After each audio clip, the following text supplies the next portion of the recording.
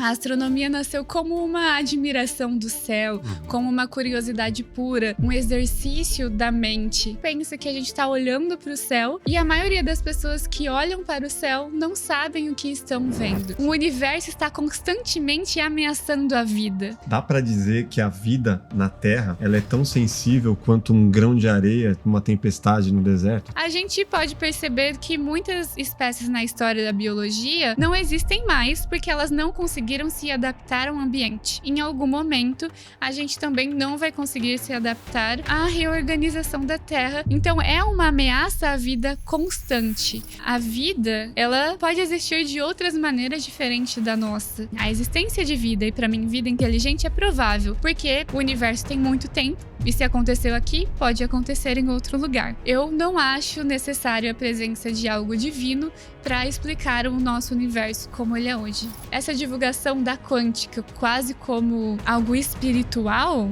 os efeitos quânticos, eles acontecem só em escala subatômica. Então não existe você falar de quântica no mundo macro. Se tem um terapeuta te oferecendo algo, tá usando a palavra quântica, é picaretagem. Sem sombra de dúvida. Se a gente olha para a história do universo, a gente tem um sol que vai engolir a Terra. A gente tem uma atmosfera que está se rachando no meio, fazendo vários buraquinhos que pode acabar com a vida na Terra.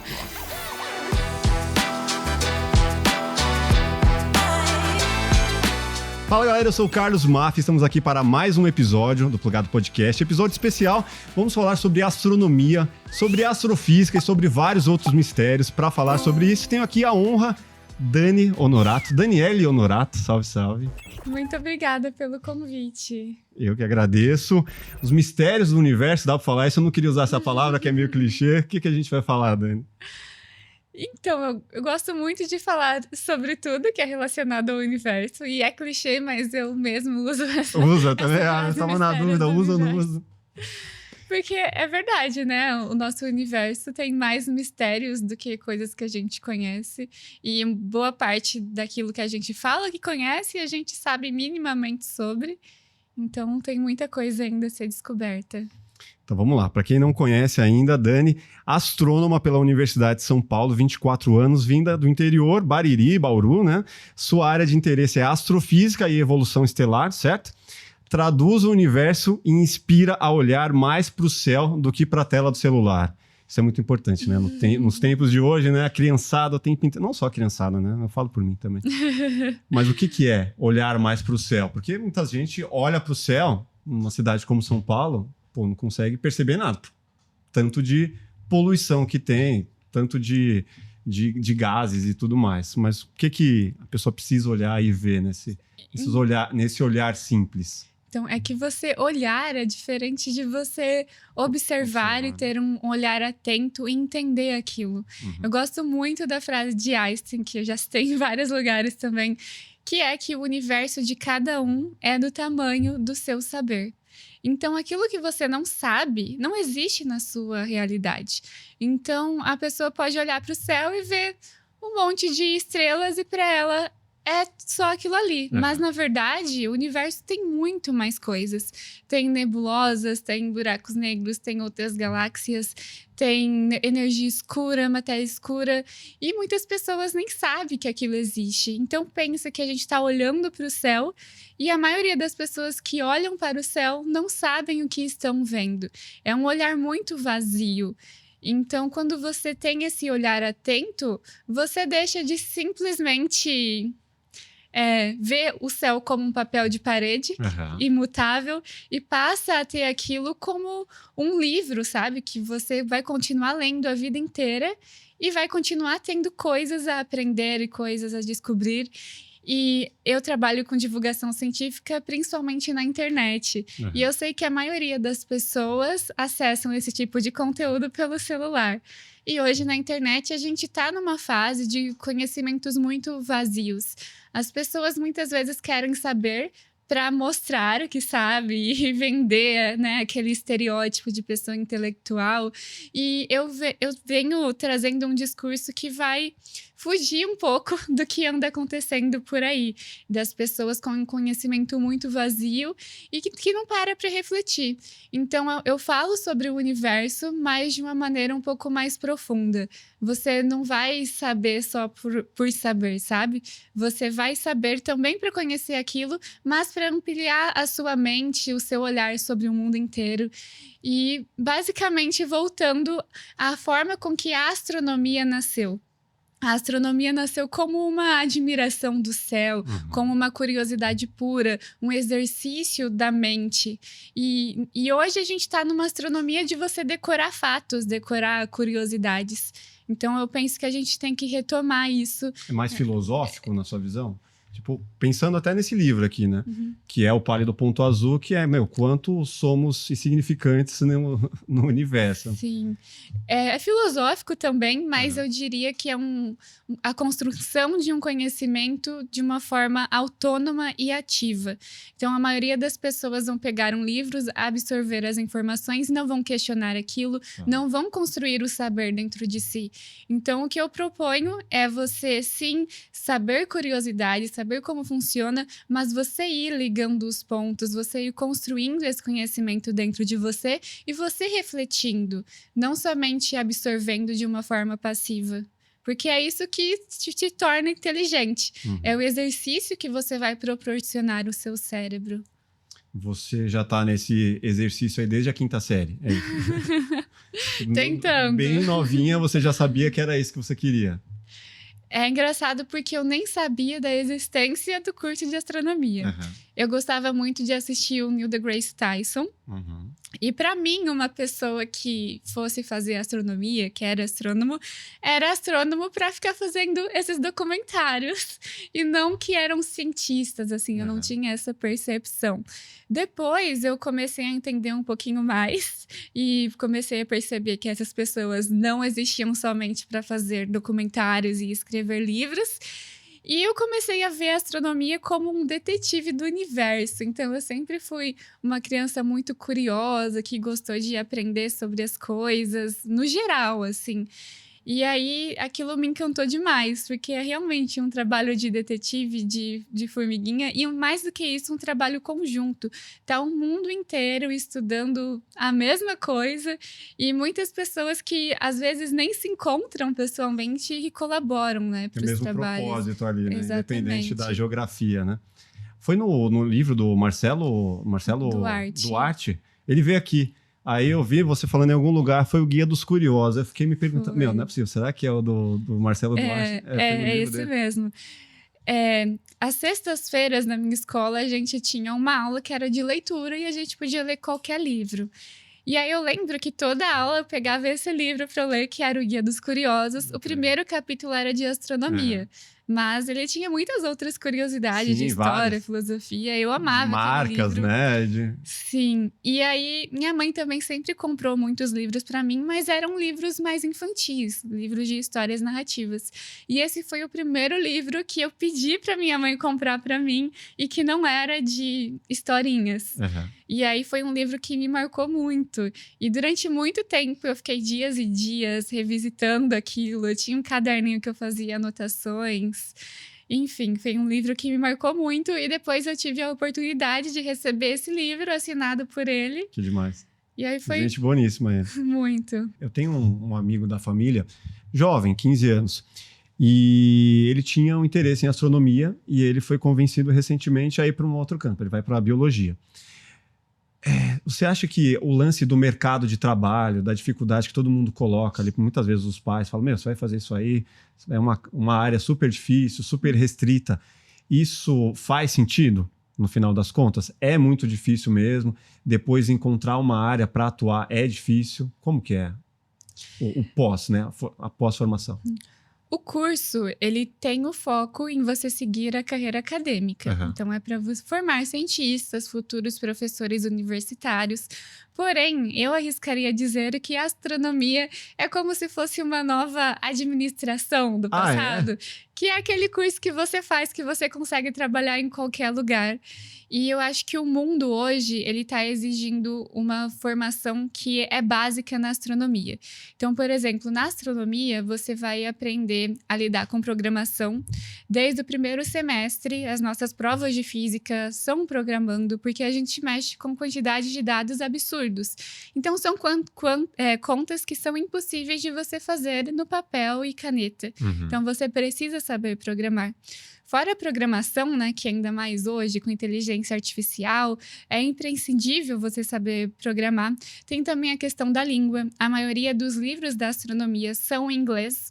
Fora o inglês, o alemão e o francês, e além do espanhol, são línguas muito fortes na astronomia e que muitas das vezes as pessoas são influenciadas a aprender essas línguas para conseguir focar melhor em determinada área que ela escolheu. A questão da matemática, eu não preciso nem falar, que quando a pessoa desenvolve um raciocínio matemático, ela tem uma lógica extremamente desenvolvida. Então, ela não vai ser boa apenas em resolver problemas matemáticos, mas em resolver problemas no geral, porque ela tem uma lógica, uma percepção de escolhas de problemas e a capacidade de lidar com aquilo muito forte.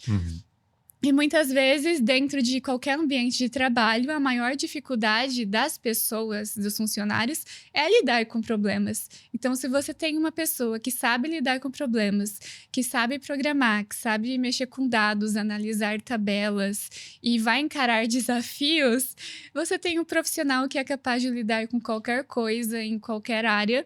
Então, por exemplo, muitas pessoas, tanto do curso de astronomia quanto do curso de física, acabaram indo para análise de dados, para trabalhar na bolsa, mercado financeiro, desenvolvimento de software. A maioria das pessoas desses cursos vão para essas áreas e não permanecem seguindo a carreira acadêmica. E, ao mesmo tempo, é uma escolha, né? Porque a carreira acadêmica, ela tem, sim, um retorno quando a gente fala olhando o lado financeiro, porém é um retorno que vai demorar um pouco de mais tempo para chegar no retorno financeiro que você espera. E aí, dentro da graduação, a gente está imerso de convites e possibilidades e, muitas vezes, pelo retorno ser mais rápido, o retorno financeiro, as pessoas acabam aceitando.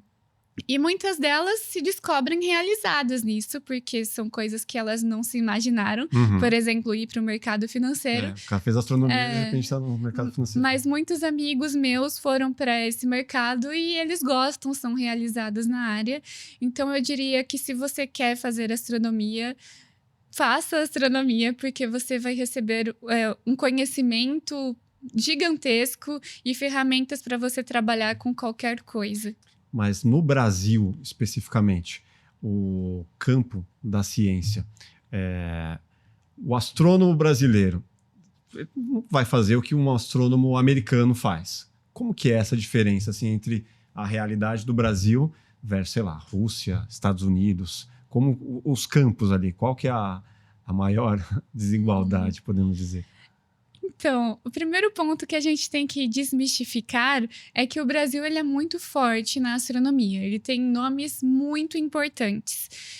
E quando você fala de Brasil na astronomia, então você está falando de um nome forte, inclusive em trabalho em telescópios, em trabalhos como buracos negros, trabalhos extremamente relevantes. Nós temos nomes que são referências mundiais aqui no Brasil. E quando a gente fala de ciência, nós estamos falando em um trabalho em conjunto com o mundo inteiro. Então, você pode trabalhar em uma pesquisa aqui no Brasil junto com outras universidades, inclusive dos Estados Unidos, da Rússia, de qualquer lugar que for. Inclusive, a maioria dos artigos são feitas em colaborações com universidades de diferentes continentes. Agora, a questão é a maneira com que a ciência é tratada nesse país. Então, por exemplo, o Brasil, ele não reconhece o cientista como uma profissão. Então, é como se fossem eternamente estudantes. Consequentemente, a remuneração financeira e até mesmo o prestígio ainda tem muito que evoluir para conseguir acompanhar outros países que valorizam a ciência. como é o caso até mesmo dos Estados Unidos, né? Apesar de, assim como todos os outros países, terem algumas falhas nesse sentido, eles valorizam mais a ciência do que nós. E isso se reflete até mesmo na população. As pessoas, os cidadãos, eles se sentem felizes e orgulhosos pelos cientistas que eles têm lá. E aqui no Brasil, muitas vezes, o que a gente ouve é... tacar pedra, né? Tipo... O Marcos Pontes aqui, tomou hate pra caramba. Nem foi, sabe? Falando assim, pô, esse astronauta de minha tigela... coisas absurdas, assim, que você tem que apagar às vezes, porque... pega mal. Você fala, porra, será que é tão mal assim? Sim, e até esse discurso... que falta mistura embasamento. Política também, exatamente, né? No caso do Marcos Pontes. E também o fato de que está tirando dos impostos e que poderia estar investido em outras coisas e está investindo em universidades. Então, as pessoas não entendem a importância da pesquisa. E aí, as pessoas querem saber de buracos negros para quê? Enquanto tem gente passando fome, sabe? Sim. E esse é um discurso muito vazio, que a gente sabe que só profere ele quem não tem tanto conhecimento, tanto em economia, tanto em educação. Então, é lamentável esse discurso, mas o que eu quero dizer é que falta valorização, não somente do governo, mas também das pessoas comuns. Então, a partir do momento que a gente tiver isso, a gente vai ter uma ciência no Brasil muito maior. Porque o que acontece hoje é que os cientistas que ganham destaques, eles acabam recebendo oportunidades muito melhores fora do país.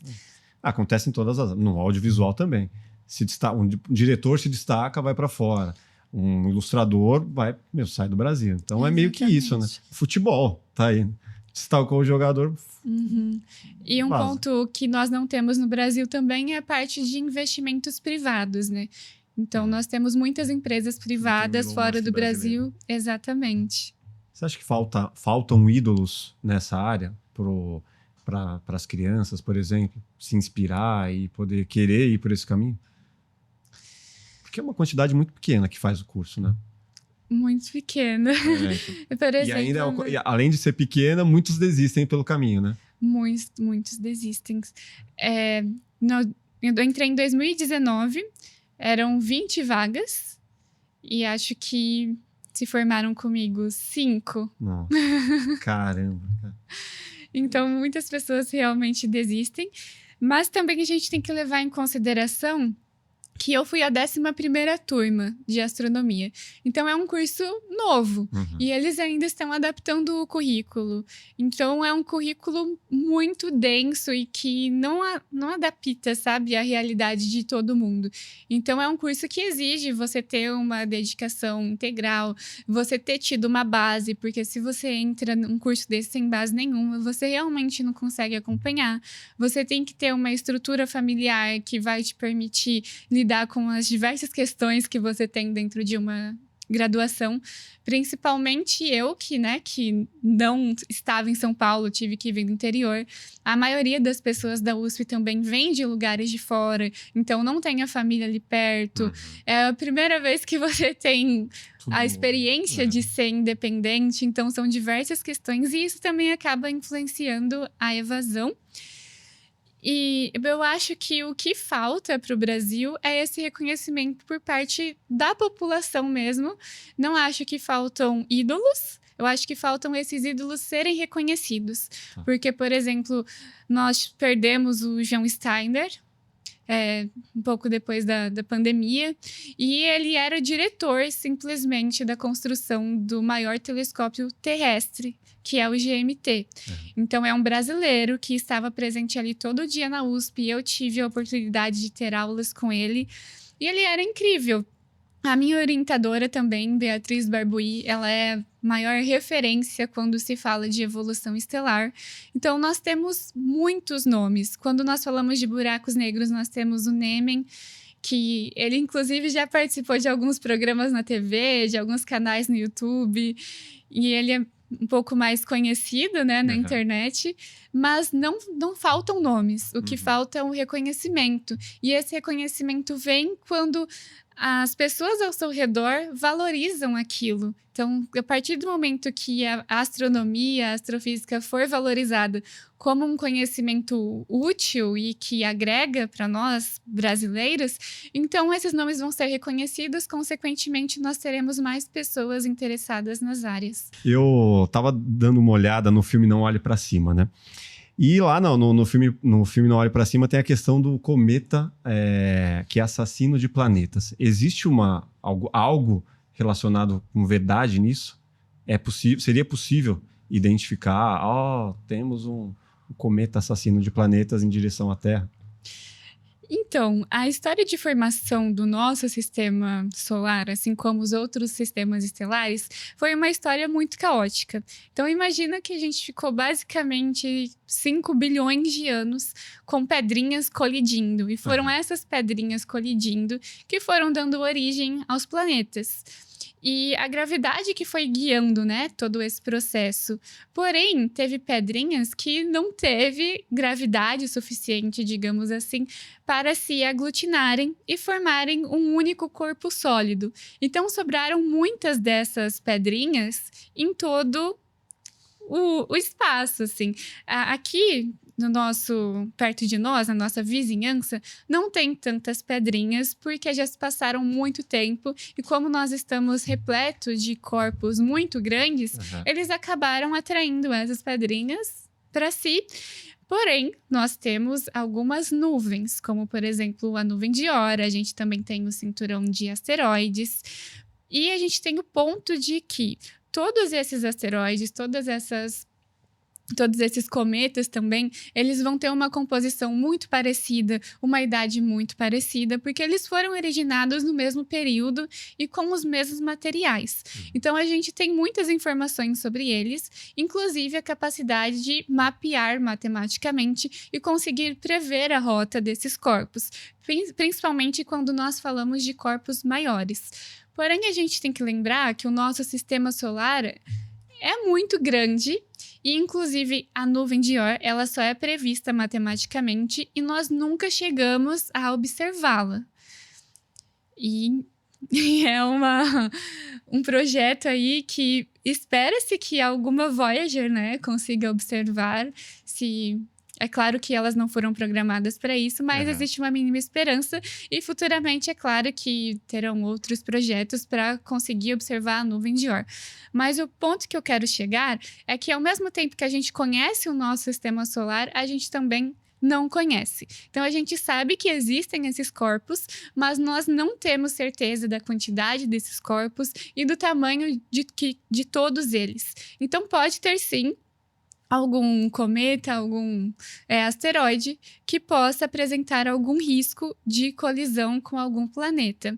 No passado, isso era extremamente comum. O tempo inteiro nós éramos atacados por asteroides, como foi o caso da origem da Lua. Estima-se que um objeto mais ou menos do tamanho de Marte colidiu com a Terra e esses fragmentos deram origem à Lua. O fragmento da Lua era o fragmento maior e por isso que ela foi capturada pela órbita ali da Terra e permaneceu aqui até hoje, porque era um fragmento grande, porém outros detritos da Terra conseguiram escapar e foram limpos ao longo do tempo. Então o risco de uma colisão foi diminuindo ao longo do tempo, porém esse risco não é nulo.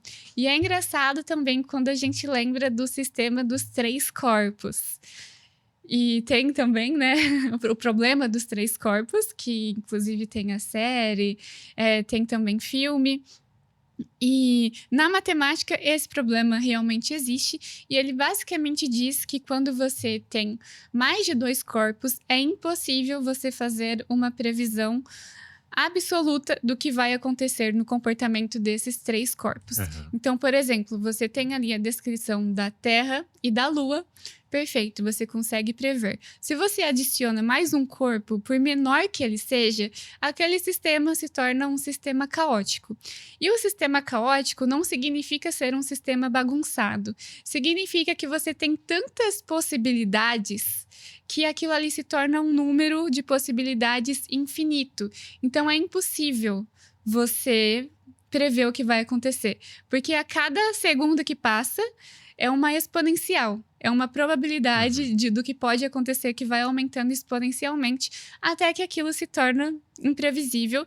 E aí a maneira que nós achamos de contornar isso é você ir fazendo pequenas aproximações. Então hoje, o que nós temos na descrição do comportamento do sistema solar são simplificações de um sistema que nós não temos o controle de todas as variáveis. É assim como previsão do tempo. A gente não tem o controle de todas as moléculas, a gente não tem a descrição da equação de todas as moléculas. Mais avançado que esteja. Exatamente. Porém, como nós estamos falando de corpos muito grandes, esse caos ele se torna um tanto imperceptível. Agora, se esse caos, por exemplo, acontecesse em sistemas menores, como por exemplo em sistemas quânticos, por exemplo, isso sim seria definido como um sistema caótico, mas como nós estamos lidando com um sistema grande que está estável há um certo período de tempo, a gente não tem esse problema, que é de fato o problema dos 3 corpos, que é esse caos. Mas o ponto que eu quero chegar é que a gente não tem a previsão exata do que pode acontecer e que, sim, é possível que exista algum cometa ou algum asteroide que possa vir a colidir com algum planeta e isso gerar um caos, porque nós não temos o controle de todas as variáveis do sistema solar. Então, o máximo que você pode fazer é enviar algo para colidir com ele e diminuir o impacto quando ele estiver vindo. Tentaram fazer isso no filme. Não sei se você assistiu recentemente o filme, mas era isso. Que eles tentavam desviar, né? Exatamente. E isso acontece frequentemente. Todos os dias a gente é atingido por asteroides, só que o que acontece é que eles se fragmentam quando entram em contato na atmosfera, porque a maioria deles são pequenininhos. Não tem o tamanho suficiente para fazer um estrago. Né? E se você colocar no Google, por exemplo, você vai ver vários casos de asteroides que foram detectados por astrônomos amadores que a NASA não fazia ideia que estava ali. Então, é algo que a gente já lida no nosso cotidiano. Porém, o nosso sistema solar é um sistema relativamente limpo. Então, a gente não tem esse problema de ter muitos detritos no meio do caminho que vão ir de encontro a nós. E a maioria desses detritos acabam se desfazendo na atmosfera e a gente muitas vezes não percebe. Eu vi você falando bastante sobre o quântico, né? E eu vejo o quântico, a palavra especificamente, sendo usada de várias outras formas. Espiritualidade quântica, a cura quântica e várias outras coisas quânticas. O Leandro Carnal já falou uma vez que a maioria das pessoas que usa o termo quântico não tem a mínima ideia do que está falando. É verdade isso? O que é o quântico, afinal das contas? Tudo aquilo que é novo, desconhecido, ganha esse ar de misticismo, né? Eu costumo citar o exemplo do que aconteceu com o magnetismo. Antes pensava-se que a força eletromagnética e a força magnética eram forças diferentes. Força elétrica e a força magnética, né? Eram forças distintas. Porém, descobriu-se que, na verdade, elas eram um único fenômeno, eram a mesma força. E aí, nessa época que foi descoberto isso, as pessoas, né, cidadãos comuns, começaram a achar que aquilo era prova da existência de Deus, que isso significava que a gente tem poderes. Porque, pensa, nós temos carga dentro de nós, né? Carga elétrica. Então, se um ímã atrai outro, e é a força eletromagnética que guia isso, por que a gente que tem uma carga eletromagnética também não consegue atrair materiais? Então, foi daí também que deu um boom, assim, nessa ideia de você conseguir atrair as coisas com a mente, de você influenciar pessoas com pensamentos. Então, a gente teve esse processo que aconteceu quando descobriu-se, né, a força eletromagnética, que na verdade era uma só, e o mesmo está acontecendo agora com a quântica. Hoje você vê pouquíssimas pessoas, é claro que ainda tem, mas não é mais algo tão generalizado como era antes. Porque a gente começou a ter implementação disso nas escolas, a gente tem um conhecimento maior, a gente lida com instrumentos, né, que exigem o eletromagnetismo. Então, todo mundo sabe que a carga de um celular É diferente da carga do seu coração. Por mais que os dois, né, tenham ali uma frequência, a frequência que eles operam é uma frequência extremamente diferente. Então, são comparações irreais.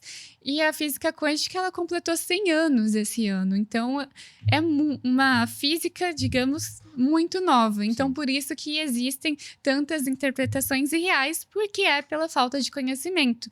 E é aquilo, a explicação mais fácil é sempre aquela que vai se popularizar mais. E a explicação mais fácil é aquela que não vai exigir que você faça cálculo 1, 2, 3, 4, 5, física 1, 2, 3, 4, 5. Porque se você fizer isso, você vai ver que essa divulgação da quântica quase como algo espiritual é milagroso, muito vaga. né? É milagroso, é muito vaga. Prato cheio para os picaretas, Não faz o né? menor sentido. Os efeitos quânticos, eles acontecem só em escala subatômica. Então, não existe você falar de quântica no mundo macro. Então, a física quântica, ela diz respeito somente ao mundo atômico. E você não é um átomo. Então, por mais que a quântica, sim, te afete, porque você é composto por átomos, esses efeitos e propriedades quânticas se perdem quando a gente vai para o mundo macro, porque o universo quântico, ele é um universo extremamente sensível. Então, pensa que se você, por exemplo, a gente tem um átomo, e dentro do átomo a gente tem um núcleo e vários elétrons. A distância dos elétrons é de, se fosse para colocar na escala nossa e pensar que, por exemplo, o elétron pode ser uma bolinha de tênis, o próximo elétron vai estar 22 quilômetros de distância no mínimo. Em muitos casos, muito mais do que isso. Então, é quase como se fosse um mundo isolado. Então, cada partícula ali, ela está isolada.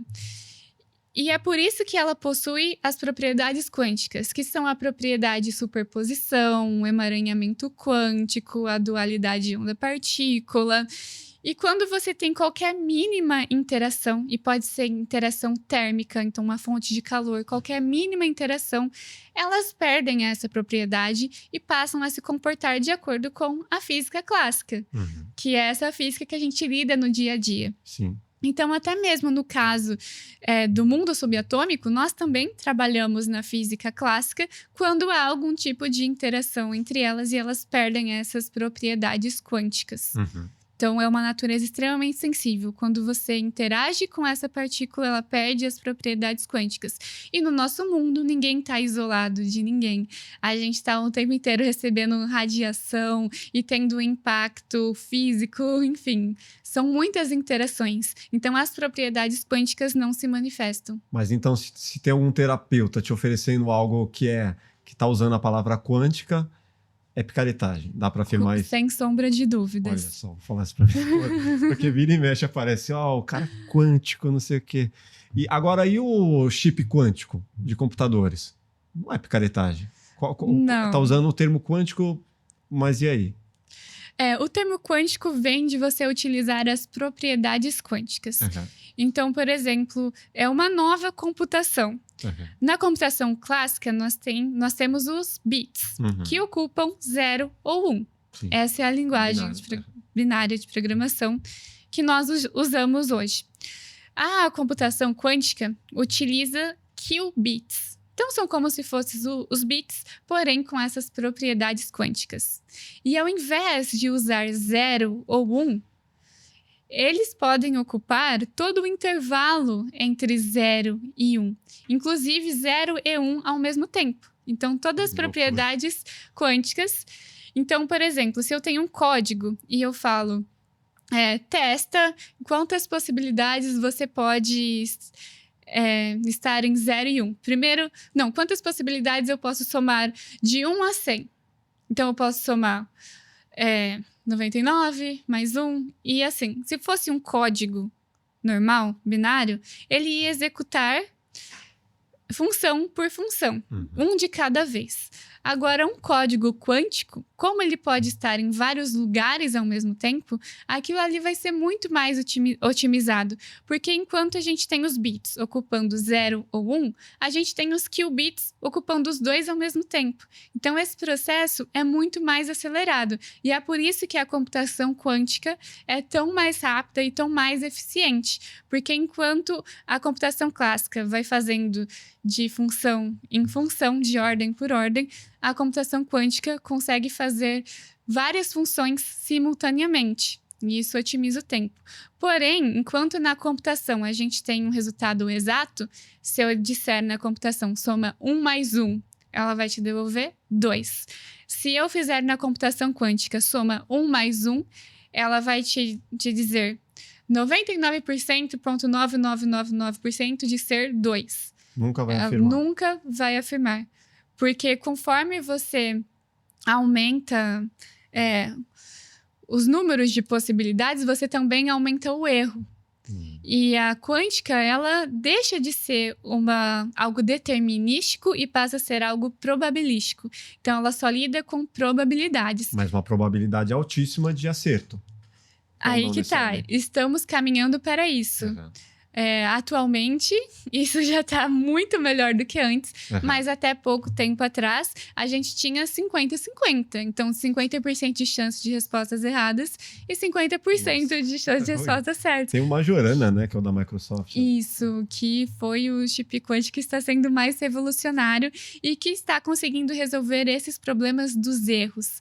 Porque conforme você aumenta a velocidade e aumenta as combinações, você também aumenta os erros. Então, o desafio hoje da computação quântica é você diminuir esses erros, já que você não está mais trabalhando com certezas, como 0 ou 1.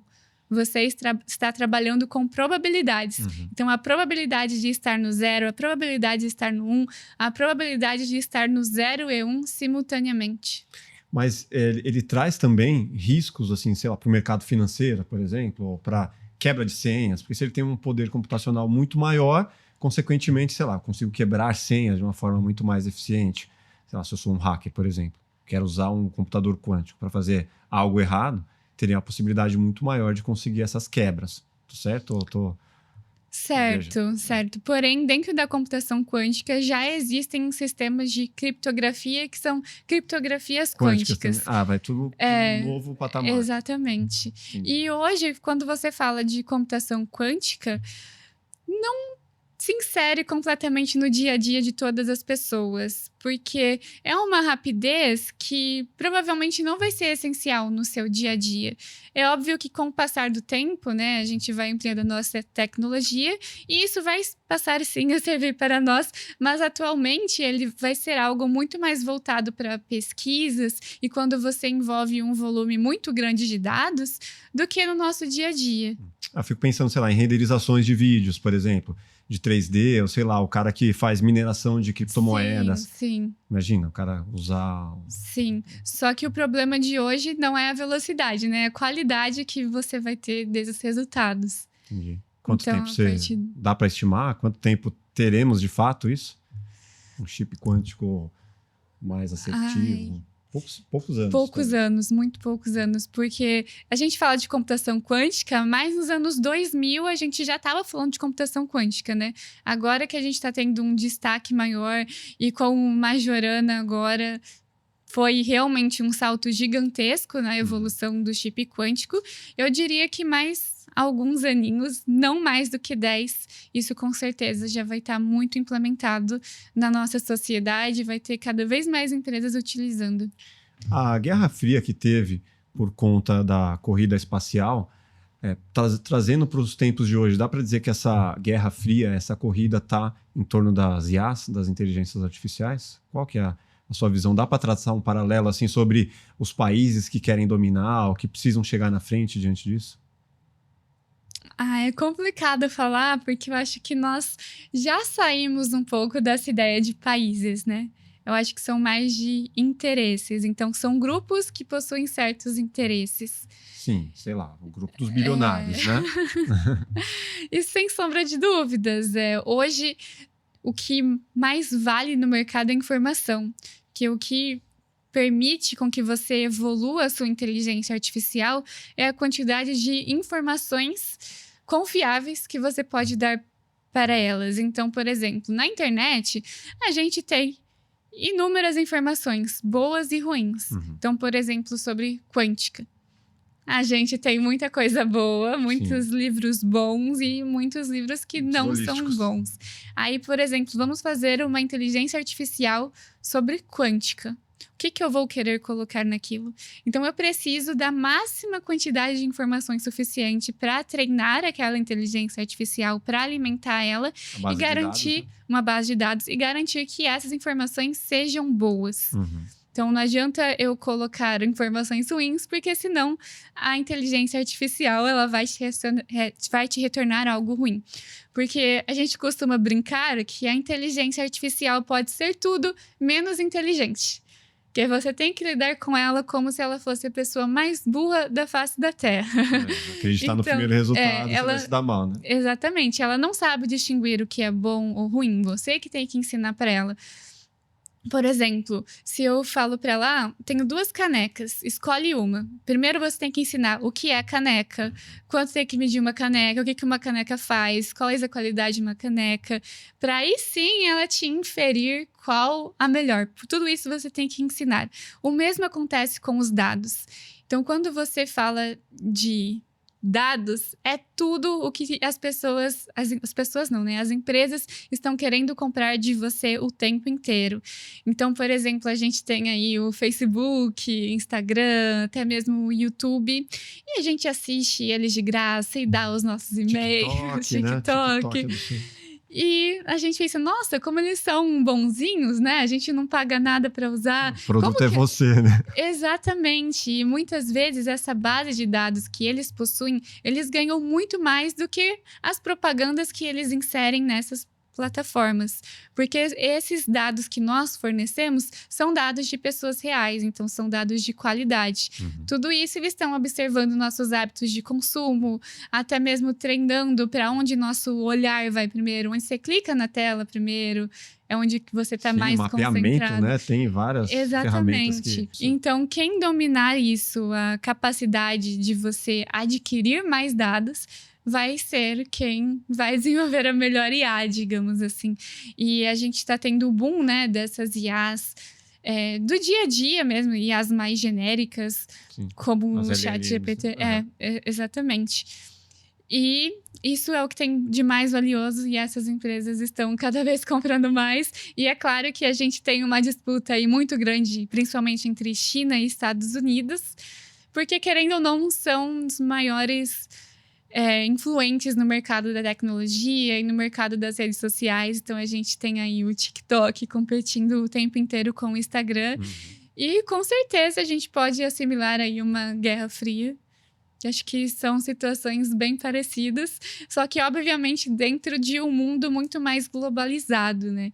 Então, não existe mais esse sentimento de, vou usar isso porque é dos Estados Unidos. Patriota, né? Não existe mais isso.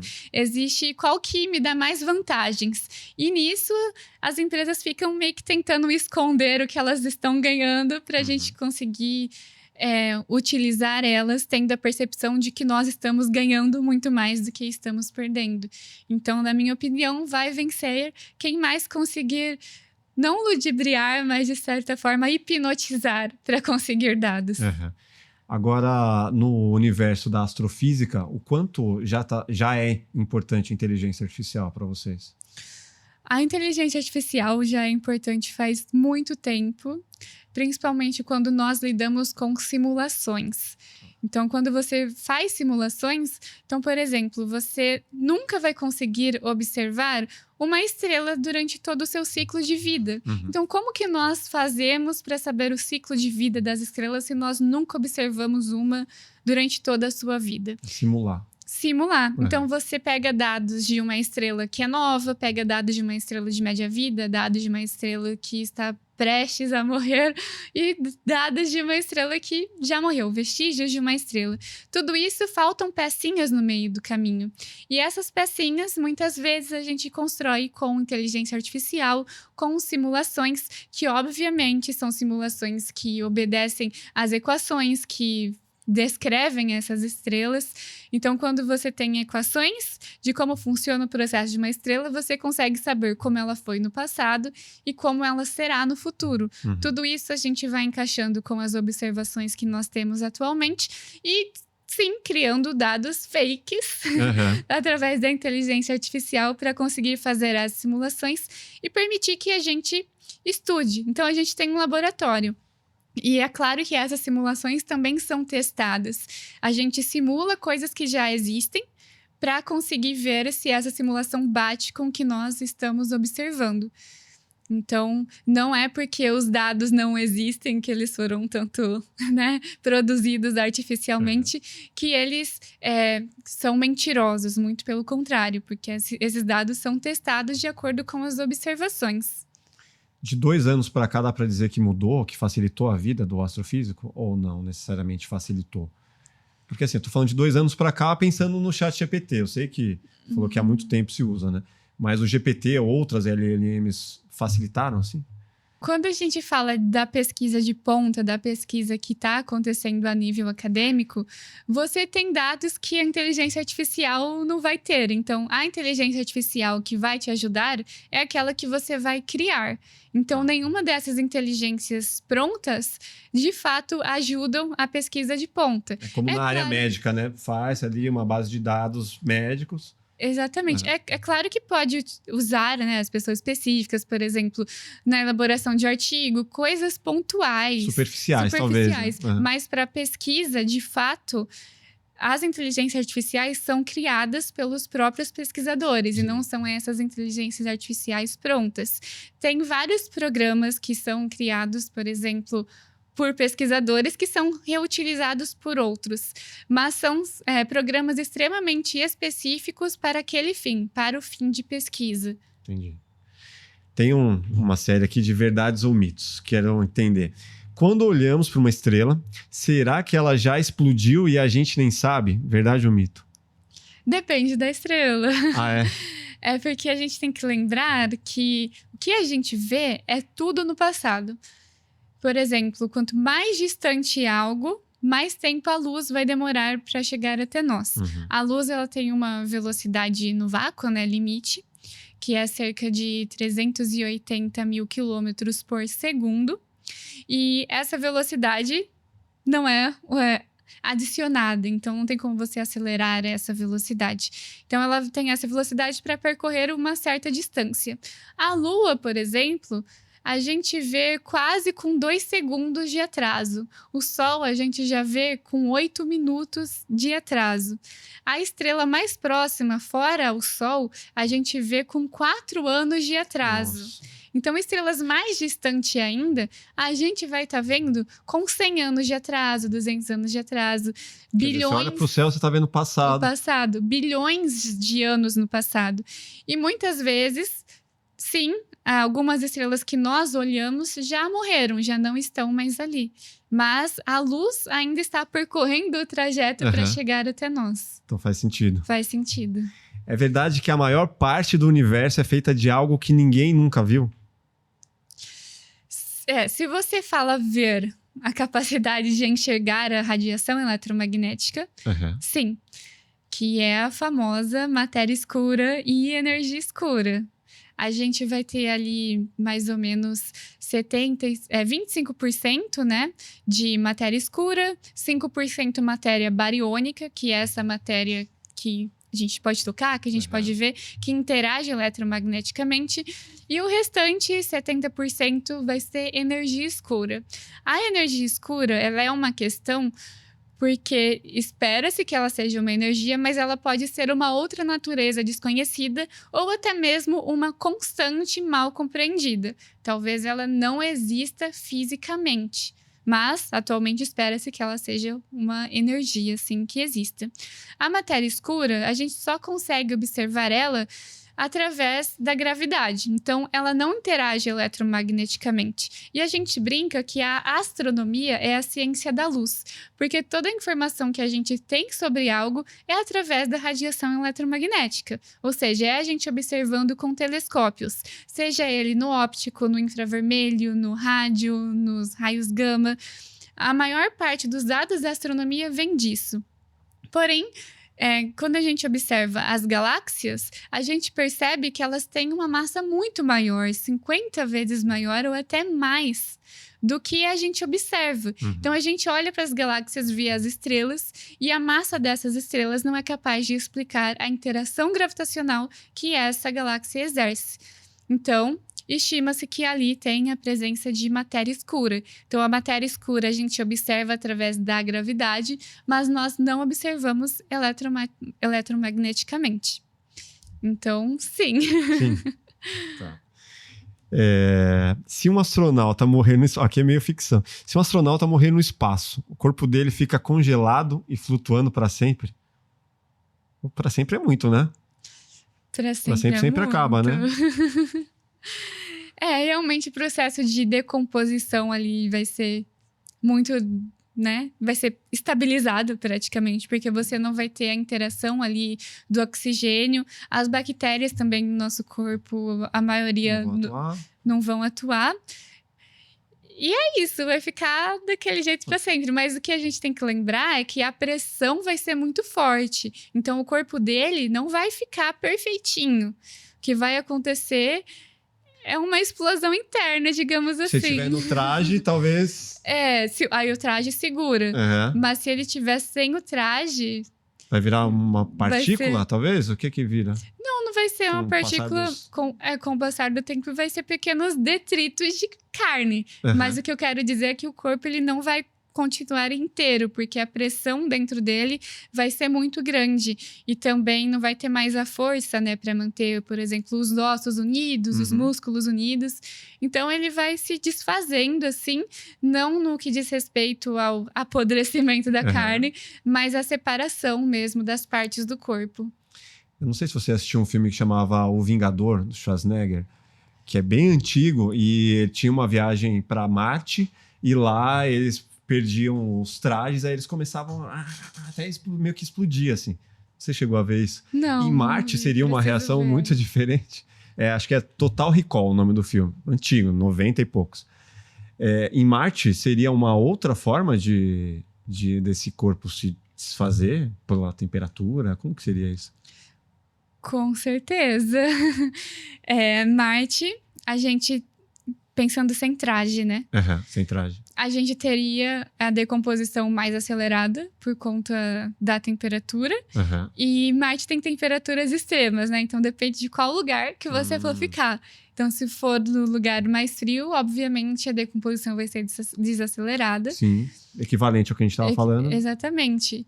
E quando você estiver na parte mais quente, digamos assim, aquilo ali vai ser extremamente acelerado, até mesmo ao ponto de cozinhar a sua carne. Então, ela pode se desfazer e virar uma espécie de poeira, como se você tivesse literalmente torrado a sua carne. Temos um bom corte. Buracos negros podem nos levar para outros universos? Complicado. São duas questões muito importantes, que é a existência de outros universos.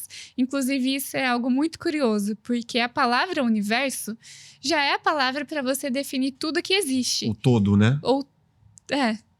Todos os universos. Então, todos os universos juntos já seriam um universo, porque a palavra universo já abrange todos. Mas, enfim... Quando nós falamos de multiversos, nós temos infinitas teorias. Nós temos teorias que sugerem a existência de universos bolhas, como se existissem vários universos que não se conectam, digamos assim. Então, a gente tem o nosso e a gente pode ter outros, como se fosse uma bolha, diversas bolhas de sabão e diversos multiversos que a gente nunca vai ter contato e nunca vai saber que existe porque nós estamos presos no nosso. São hipóteses, né? Isso. Hipóteses teóricas. E essas hipóteses, vale lembrar que muitas delas são embasadas matematicamente, porém elas não têm evidências observacionais e muitas vezes nem concordam com as teorias físicas vigentes. Então, para essas hipóteses serem consideradas teorias, nós precisamos da concordância com as observações. e das teorias que atualmente guiam a física. Só um parênteses, quando é uma teoria já é algo um pouco mais fundamentado. Hipóteses... Totalmente fundamentado. Para algo ser aceito como teoria, você tem que ter observações, leis matemáticas, você tem que conseguir prever o futuro e descrever o seu presente. Então, não quando é a teoria da Terra plana. Não. Quando algo vira teoria, é que teve o consenso da comunidade científica de que aquilo faz sentido e a gente pode tomar Mudou aquilo... de patamar, né? Mudou de patamar.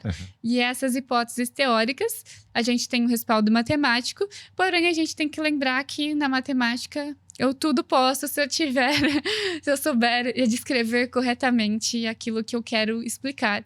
Então, por exemplo, a relatividade de Einstein, né, rendeu a maioria dessas ideias de viagem no tempo e buracos de minhoca. Porque ela possui equações que possuem infinitas soluções. E essas soluções podem ser interpretadas de diversas maneiras. Uma dessas soluções, inclusive, era a existência de buracos negros, que quando Einstein se deparou, ele achou que aquilo seria impossível de existir na natureza, porque a gente tem a matemática, mas a matemática tem que concordar com as leis da natureza. E a gente não conhece todas as leis da natureza, porque sempre estamos estudando e descobrindo novos comportamentos. Mas, enfim, ele achava que haveria algo na natureza que impedisse a existência dos buracos negros. Porém, com os estudos de Chandrasekhar, de Oppenheimer, ele pôde entender que a existência de buracos negros era sim possível, conforme foi avançando as observações e os estudos na área de evolução estelar. Então, ele começou discordando e depois ele concordou com a existência de buracos negros. E essa equação que permite a existência de buracos negros, matematicamente também permite a existência de buracos brancos, que seria o inverso dos buracos negros. Então, ao contrário do buraco negro que atrai tudo para si, o buraco branco seria algo que espere tudo de si. Que é muito parecido com o Big Bang. Então, talvez os buracos brancos possam gerar outros universos. Porque se o nosso Big Bang gerou um universo que é o nosso, a gente poderia ter buracos brancos que dessem origem a outros universos. Porém, buracos brancos nunca foram observados e também não concordam com algumas leis da física que nós temos atualmente. Então, para eles, por exemplo, serem estáveis, nós precisaríamos de uma espécie de matéria que, ao invés de ter uma propriedade atrativa, tivesse uma propriedade repulsiva. E isso a gente não observou até hoje. Existem outras hipóteses de que talvez esses buracos negros de centro de galáxias, que são os buracos negros supermassivos, tivessem um certo limite de atração, da capacidade deles de conseguir atrair as coisas. E quando ele chegasse nesse limite, ele entraria em colapso, e esse colapso seria um buraco branco, e, consequentemente, o colapso do buraco branco daria origem a um outro universo. Então, a partir daí, a gente pode ligar para o fato de que o buraco negro pode ser uma passagem para outro universo. Nossa, muita brisa, se ele for o colapso, né, e se transformar em um buraco branco. Porém, nós também não podemos esquecer que a física dentro do buraco negro é completamente desconhecida, porque a gente não consegue fazer observações do buraco negro, do que realmente acontece ali dentro. Então, é como se todas as equações fossem para zero, para o infinito, e aquilo perde o sentido físico. Então, por mais que nós tenhamos a equação, a gente não consegue interpretar ela, e a única coisa que a gente sabe é que a física que nós temos não serve para descrever o que acontece dentro de um buraco negro. Nós precisamos de uma outra física. E, como sempre, quando a gente tem uma lacuna para ser preenchida, a gente permite com que hipóteses teóricas surjam o tempo inteiro. E a hipótese de que os buracos negros sejam uma passagem para outro universo existe, porque você não tem nenhuma afirmação sobre o que acontece dentro de um buraco negro. Então, se você não pode afirmar nada, todas as possibilidades podem ser válidas e não devem ser desconsideradas. Nossa, é muita brisa, né? Sim. Agora, aqui, a música, o segundo sol do Nando Reis fala sobre a teoria dos dois sóis. É verdade que isso é uma teoria possível? Aquela quando o segundo sol chegar. Então, atualmente... Não? Não. O que a gente pode comentar sobre isso é que no passado, sim, existe uma hipótese teórica de que o nosso sistema tenha sido originado para ter 2 sóis. Vide os supergasosos que nós temos hoje, que ainda existe uma atividade interna neles, né? E a maioria das estrelas do nosso universo são, sim, estrelas binárias. São estrelas que possuem a sua companheira. O nosso Sol, ele é sozinho, mas ele é como se fosse uma exceção, assim, porque a maioria são estrelas duplas.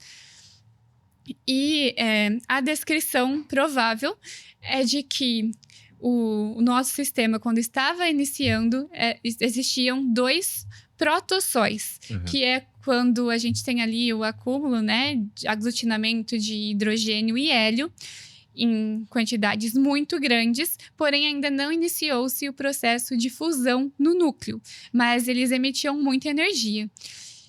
E acabou que o Sol, ele iniciou esse processo de fusão muito mais rápido do que os outros protossóis, ou o outro protossol. E aí, como ele iniciou o processo de fusão, ele começou a emitir muita radiação ali perto e, consequentemente, os elementos químicos mais leves foram evaporando para mais longe do sistema solar, que são os planetas gasosos. Então, isso impediu, digamos assim, dos planetas, hoje gasosos, terem força suficiente, né, equilibrar a pressão do núcleo com a gravidade, já que eles estavam sendo afastados, perdendo energia, interagindo ali com a radiação e ficando mais fracos gravitacionalmente, porque eles não estavam mais no centro, que é onde havia uma maior concentração de matéria. Então, isso impediu que eles se tornassem uma estrela, assim como o Sol. Mas isso é uma hipótese teórica, existem, obviamente, informações que são a favor, mas não é algo que a gente possa afirmar 100%. Agora, sobre, por acaso, existir um outro Sol, é aquilo, a gente não conhece 100% do nosso sistema solar, mas nós estamos em um ambiente extremamente calmo, numa situação muito calma, e a gente consegue descrever gravitacionalmente muito bem tudo o que acontece à nossa volta quando a gente diz respeito a corpos maiores. Então, as órbitas dos planetas, de muitos cometas, são muito bem descritas para existir um corpo dessa magnitude e a gente não perceba. Então, se a conta fecha sem um corpo desse tamanho, então provavelmente ele não existe. Porque uma estrela, né, ela causa um impacto gravitacional muito grande. Então, a gente deveria faltar algo nas nossas equações para descrever o comportamento dos planetas e dos cometas. E não falta algo dessa magnitude. Sim, uma falta muito grande, né? Exatamente. Um erro muito grotesco. Né? Exatamente. Então, provavelmente, não existe. E falando com o Sacani, ele falou assim, a vida na Terra pode acabar, né? A questão do Sol e tudo mais. Mas a Terra em si não acabaria. Como que é essa teoria de que... tanto que, deu, sei lá, um corte de 2 milhões de visualizações aí falando que poderia, sim, acabar a vida na Terra. Tem a expansão. Eu queria que você falasse um pouco mais sobre isso, da possível, né? Possível momento aí que a vida na Terra acabe, né? A gente tem que lembrar que a Terra é como se fosse um organismo vivo, né? Por mais que ela seja inanimada, mas é todo um ecossistema. E esse ecossistema, ele é cíclico. Então, nós já passamos por várias fases da Terra. Então, a Terra está, sim, caminhando para uma fase que ela vai superaquecer e depois ela vai novamente super esfriar. Então, são ciclos que nós já observamos geologicamente. Então, quando você analisa a descrição do fundo do mar, a formação dos continentes e estuda as rochas, você consegue perceber que teve épocas, e isso antes até mesmo do ser humano existir na Terra. Você consegue perceber que teve épocas em que o planeta foi congelado, teve épocas em que o planeta foi dominado por lavas vulcânicas. Então, a gente observa uma ciclicidade. E a nossa atmosfera foi sendo construída ao longo do tempo. A atmosfera que nós temos hoje não é a mesma atmosfera que nós tínhamos no passado. E a gente também está auxiliando, né, na modificação dessa atmosfera, mas mesmo se nós não estivéssemos modificando, ainda assim a atmosfera vai diminuir. Vai diminuir, não, vai mudar. Alterar. Né? Vai se alterar. E isso é inevitável. Agora a questão é se o ser humano vai conseguir se adaptar a essa modificação da Terra. A gente tem que lembrar que a Terra tem 4 bilhões de anos e a humanidade, desde o primeiro hominídeo, tem 300, 400 mil anos. Então, olha a diferença da escala de 1000 para bilhões. É uma escala muito grande. Então, eu também não acho que a humanidade vai viver bilhões de anos assim como a Terra. Consequentemente, a vida na Terra vai acabar e a Terra vai continuar. E esse ciclo pode se repetir. Quem sabe a vida após acabar possa ressurgir de uma outra forma. Porque a vida, ela surgiu como uma resposta adaptativa, né? A gente tem essa impressão que foi minuciosamente formada e forjada porque tudo é perfeitinho, mas podem existir vidas que se adaptem a outras formas. Agora, se a nossa vida vai se adaptar nessas condições, muito provavelmente não. Principalmente se essas mudanças acontecerem num ritmo muito acelerado. Que é o ritmo de evolução, digamos assim, de adaptação das espécies, a gente pode perceber que muitas espécies na história da biologia não existem mais porque elas não conseguiram se adaptar ao ambiente. Então, muito provavelmente, tendo em vista o histórico passado, em algum momento a gente também não vai conseguir se adaptar à reorganização da Terra devido ao nosso tipo de vida ter sido desenvolvido exatamente para essas condições da Terra. Foi uma das respostas que ele deu quando a gente falou de ter vida em outros planetas, né, em outros lugares. Ele falou, vida, cara, pode ser que exista. Vida inteligente eu não acredito. Eu queria saber qual que é a sua opinião sobre existir ou não vida inteligente em outros lugares. Eu acho possível que exista, mas eu não acredito que nós vamos ter algum tipo de contato. Acho muito difícil, porque são muitos empecilhos, assim, muitas probabilidades. Então, quando a gente fala de espaço, já é um empecilho muito grande. Então, a gente não conseguiu sair fisicamente do nosso sistema solar.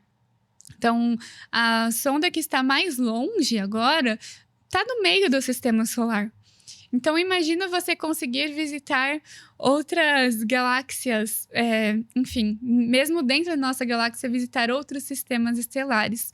Fora isso, a nossa tecnologia também é uma tecnologia muito limitada. A gente gasta bilhões e bilhões e anos de pesquisa e ainda a gente não consegue fazer sistemas que levem o ser humano, por exemplo, ou que levem sondas mais robustas assim e que se sustentem por muito tempo. Então, por exemplo, essas sondas que vão para Vênus, que é um planeta, né, que tem muito denso, a maioria dessas sondas não vivem muito tempo por lá e acabam saindo esmagadas. Então, se a gente não conseguiu se adaptar... Fisicamente é muito limitado. Exatamente. Se a gente não conseguiu se adaptar às condições do nosso sistema solar, que a gente conhece, quem dirá se adaptar a condições de outros... Enfim, de outros lugares, de outros mundos. Fora isso, tem também a escala temporal. O universo tem quase 14 bilhões de anos. E, como eu disse, a humanidade de 300 a 400 mil anos. Então, é uma escala de tempo muito grande. Então, a gente precisa que essa inteligência, né, de outro planeta tenha se desenvolvido, tenha tempo para ter sido desenvolvida e que esse tempo coincida com o nosso, que a tecnologia deles coincida com a nossa para a gente conseguir exercer algum tipo de comunicação. Então, são muitas coincidências que, para mim, são praticamente nulas, assim, de acontecerem quando a gente olha para probabilidades. Agora, quando a gente fala de condições no universo para existir vida, essas condições com certeza são absurdas, porque existem muitos planetas, muitas luas que estão na zona habitável, né? Que é a zona que permite a existência de atmosfera, a existência de água líquida, um planeta rochoso.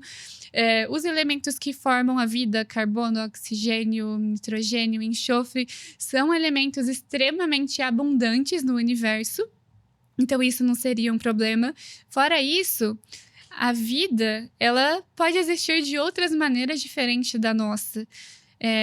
Então, até mesmo aqui na Terra, a vida pode ressurgir depois que a nossa se for. Sim. Porque a vida é algo adaptativa e não feita com uma fórmula que precisa ser exatamente seguida à risca. Uhum. Então, pode ter vida, a nossa baseada em carbono, também fala-se muito em silício, né? Devido à capacidade de ligações que é possível fazer. Mas, enfim, a existência de vida, e para mim, vida inteligente é provável, porque o universo tem muito tempo, e se aconteceu aqui, pode acontecer em outro lugar. Teve tempo para isso acontecer, para o desenvolvimento de uma vida inteligente.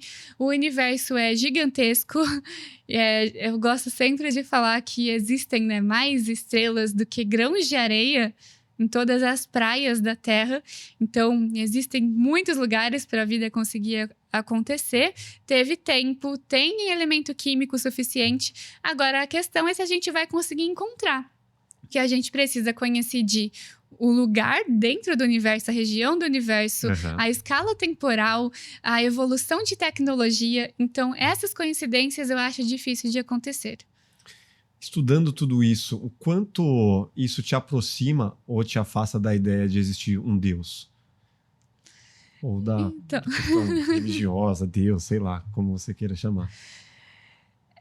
Cada um tem uma visão, né, muito peculiar, e eu acho engraçado que a maioria das pessoas sempre esperam que pessoas que estudam o universo sejam ateias. Céticos.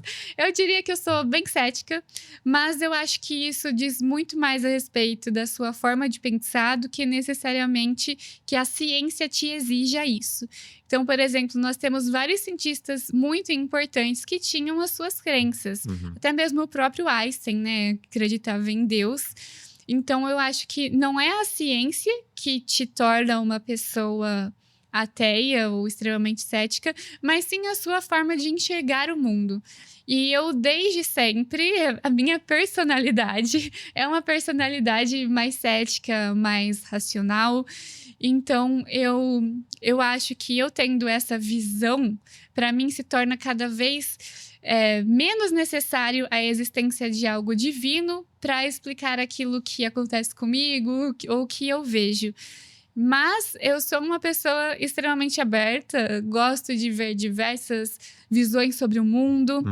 Mas, na minha visão, eu não acho necessário a presença de algo divino para explicar o nosso universo como ele é hoje.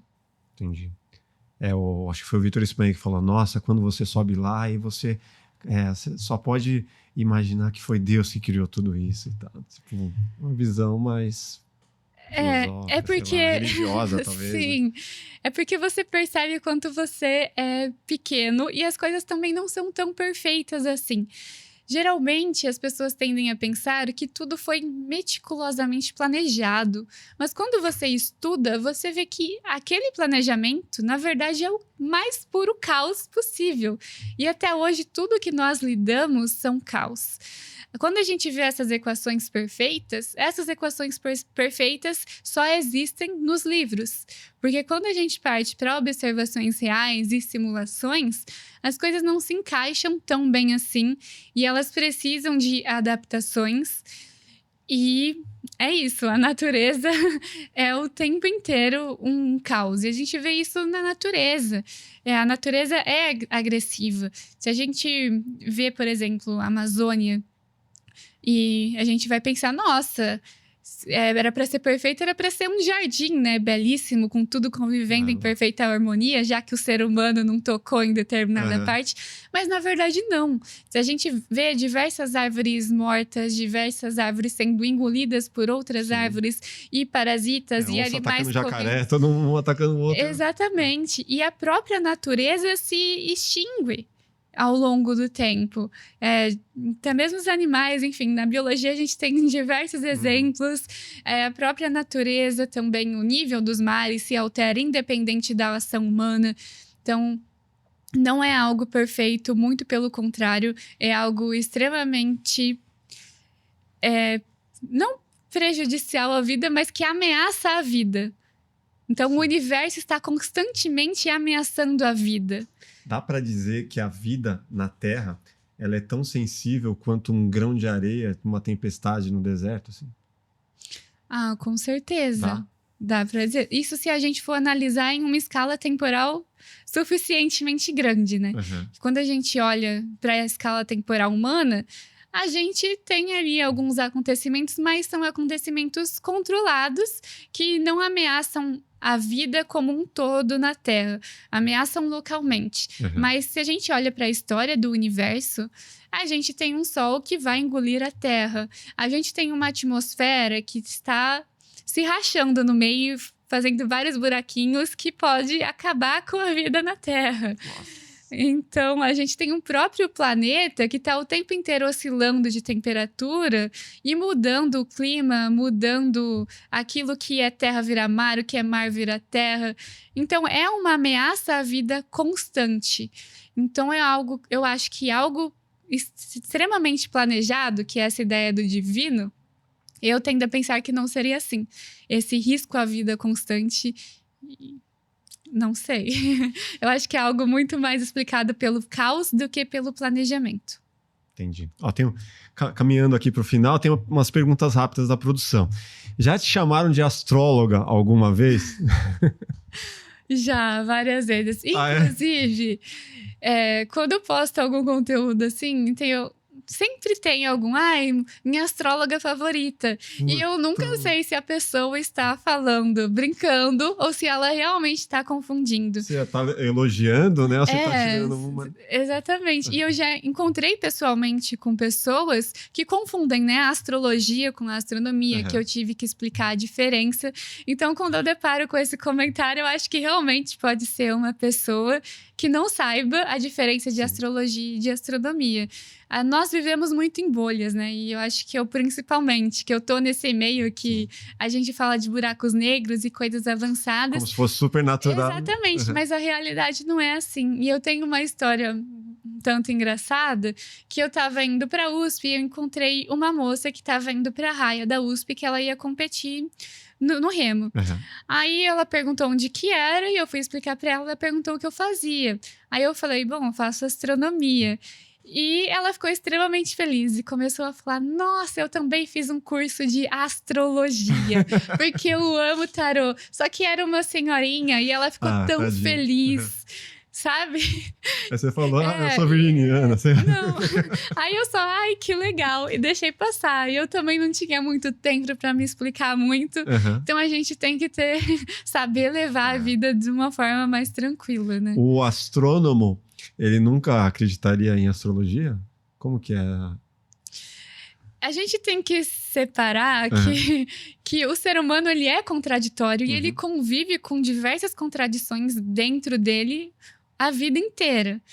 Então, sei lá, por exemplo, você fala, nunca vou aceitar isso. Você tem um ideal seu e de repente na sua família acontece e você aceita. Aquela verdade que era absoluta para você deixa de ser, né? Exatamente. Mas da mesma forma acontece quando a gente tem um cientista dentro de uma pessoa humana que vive experiências humanas e o ser humano ele tem experiências que muitas vezes são únicas. A gente não é somente, né, carne e osso. Tem diversos processos químicos que acontecem no nosso cérebro que afetam a nossa percepção da realidade. Então, todo ser humano vê o mundo como uma máscara, Não vê o mundo, não vê o mundo como ele realmente é. E isso é extremamente natural, inclusive foi isso que permitiu, né, a nossa formação de grupos e a nossa sobrevivência na Terra. Mas a gente tem que ter esse ponto de que ninguém vê o mundo como ele realmente é. Cada um tem a sua realidade. Então, algumas pessoas, por mais que sejam astrônomos, astrofísicos, enfim, pelo maior conhecimento que elas tenham sobre física, matemática e universo, elas ainda assim têm um filtro nos olhos que pode muitas vezes permitir com que ela seja extremamente espiritualizada ou que com ela realmente acredite em coisas como a astrologia. Só que o que não pode acontecer é ela misturar isso. A pessoa tem que saber separar aquilo que é ciência daquilo que não é. A partir do momento que ela não sabe separar isso, ela não pode se dizer cientista. Então, ela tem que falar, a ciência não prova a astrologia, mas eu acredito. Aí tudo bem. Você acredita ou não? Eu não acredito. Não acredito, nem pensar. Qual que pode ser o maior mérito na carreira de um astrofísico? Qual seria esse maior mérito? Tipo, quando eu chegar nesse patamar, tô realizado profissionalmente. Ai, acho que é muito difícil, né? Acho do que vai seu, muito de pessoa pra pessoa. Bom, tipo Sheldon, né? Acho que o maior sonho de todo mundo é ganhar um Nobel. Um Nobel da Física, acho que é. Mas, ao mesmo tempo, a gente tem muitas outras realizações. Então, por exemplo, eu diria que hoje eu me sentiria extremamente realizada se eu fizesse, tipo, uma série Cosmos, do Carl Sagan, só que com uma versão brasileira e, obviamente, comigo apresentando. Então, eu diria que quando isso acontecer, com certeza eu vou me sentir a pessoa mais realizada da Terra. Vamos falar sobre isso. Como que é essa ideia? Tem Cosmos, né? Que é a clássica série que começou com o Carl Sagan. Mas depois foi feita... qual formato você faria? É tipo um documentário, só que com vários episódios. E cada documentário tem um tema. E nisso ele vai falando basicamente sobre tudo do universo. É uma visão geral da astronomia. E o tempo inteiro a astronomia tá tendo atualizações, né? Sim. Então a gente teve o Carl Sagan de início, depois o Neil deGrasse Tyson atualizou essa série. E eu gostaria de fazer uma versão brasileira atualizada, comigo apresentando. E é interessante essa série porque ela realmente dá um panorama de todo o universo, de todas as coisas. Também mistura um pouco de história, de filosofia, contando sobre os cientistas, sobre como a Grécia também, né, foi importante na astronomia. Quantos episódios? Uns 10 a 12. De quantos minutos? 40 a 50. Formato é quase mini-doc ali. Sim, é realmente isso. Vários mini-documentários. Não tá muito difícil de fazer isso. Não, e muita gente comenta isso também. Dá pra fazer. Mas é um projeto muito grande. Mas mais na parte de pesquisa, né? Porque de pós, de edição, não é tecnicamente super difícil, né?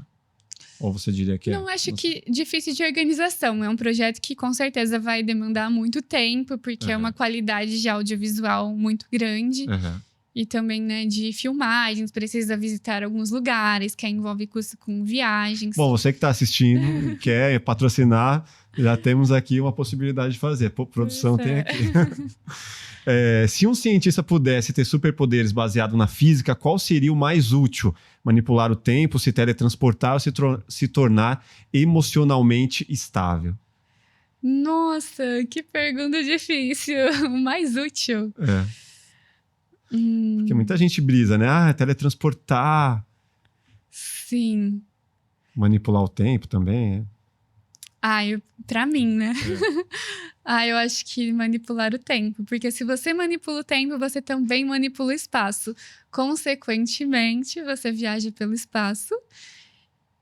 E aí é isso. Eu consigo fazer dobras espaciais. Monstro. Teve algum momento em que olhar para o céu te fez chorar? Não sei se... Me fez chorar não, mas já senti emoções muito fortes, sabe? Observando o céu. Um deles foi quando eu fui aprovada no vestibular. E às vezes eu ficava, sabe? Observando o céu, assim, de noite. E muitas vezes eu ia na Unesp, né? Quando eu morava lá em Bauru também. E no campo da Unesp é um campo perto de mata, então é um campo muito escuro. E aí caiu, assim, minha ficha. Nossa, é isso que eu vou estudar, finalmente consegui. Então teve esses momentos de admiração. Também quando eu fui ver o eclipse solar, também tipo, caraca, olha o evento que eu tô vendo. Como um astro tão grande, né, pode parecer tão visivelmente pequeno. Então, são esses momentos de choque de realidade. Por mais que você saiba de tudo, né, você tem ali os números, os dados o tempo inteiro, é diferente você saber e você ter a consciência. E aí, quando você tem a consciência daquilo que você está estudando, é um impacto muito grande, assim. Sim. Não chego a chorar, mas fica emocionada. E quando eu vi Saturno pela primeira vez também no telescópio, quando você vê os anéis, é uma emoção muito grande. Legal. A gente tem uma playlist que a gente alimenta com uma música de cada convidado. Eu queria saber de você, qual a música mais importante que tenha um peso sentimental aí, que tenha alguma ligação com a sua infância, sei lá, qual a música da sua vida? Ai... Eu diria que gosto muito dos Beatles. Uhum. Mas tem uma memória afetiva por trás? Tem uma memória afetiva que se chama Here Come the Sun. Uhum. Fala sobre o sol, então tecnicamente tem a ver com astronomia, mas ela é trilha sonora de um filme que eu gosto muito, que é um filme infantil, um filme da minha infância, que se chama B-Movie. Sim, E é um filme que fala sobre você estar em harmonia, né, com tudo, e que todas as coisas têm seu lado positivo, seu lado ruim, e isso não somente olhando para a natureza, que na natureza acontecem coisas aparentemente ruins, mas que são boas quando você olha em um panorama geral. Mas ela também fala sobre seus objetivos, sobre você ir atrás daquilo que você acredita. Então, foi um filme que eu assisti infinitas vezes na infância. E eu sou apaixonada por Beatles. E teve essa música, e eu acho uma música também muito inspiradora e muito bonita também. Você tem um sonho não realizado? Claro que tem, né? Nova. Qual o sonho não realizado? Qualquer coisa relacionada à astronomia. Profissional, tanto faz.